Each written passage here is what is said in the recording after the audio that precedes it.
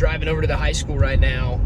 I've got all my Christmas gifts in the back for the Christmas store that they do at the local high school for students to come get stuff. And these are just really good ways to like partner with the local school. And you got to figure out what works for you in your context. Like for some people, it's going to be mentoring programs. Other people, it's going to be getting members in your church to donate supplies. I mean, we've done a variety of things.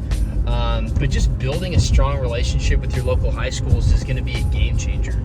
Of course, using clubs like FCA and or whatever's happening in your community for that. The biggest game changer is just going to be having something that you can do consistently rather than just every once in a while, and really about building relationships with people that are key influencers in the school.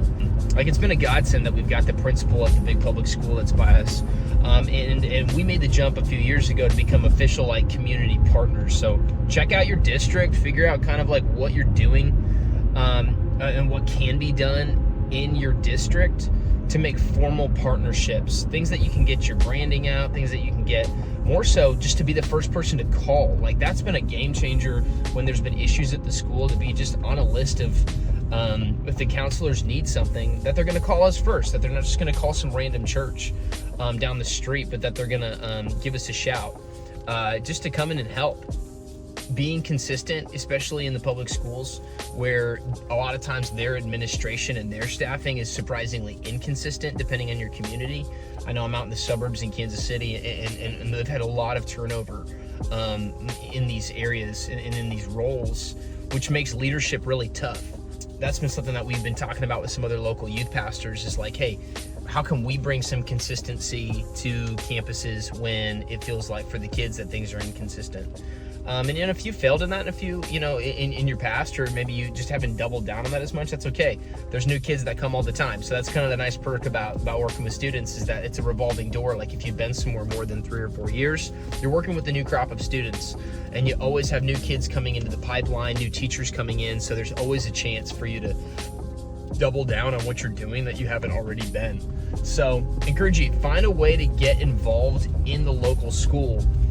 Whether it is something that's piggybacking on a program that's already happening, like what we're doing with these Christmas donations, that's huge, because it's not something we have to drum up and start from scratch. Other times there's a huge need to start from scratch. We're working on starting an Adopt a Teacher program with the high school here that we're connected with, as a way to get our church members connected to their community and helping encourage them in what they need. So I don't know what that's going to be for you. But just encourage you to be praying and looking and investigating what are some options that are in your district right now that you might not even be aware of. Biggest one for us that was the first big opener was a student mentor program that gets us background check through the district. It gives us school ID badges, so we don't have to go through that whole like, who are you background check situation when we go to the campus.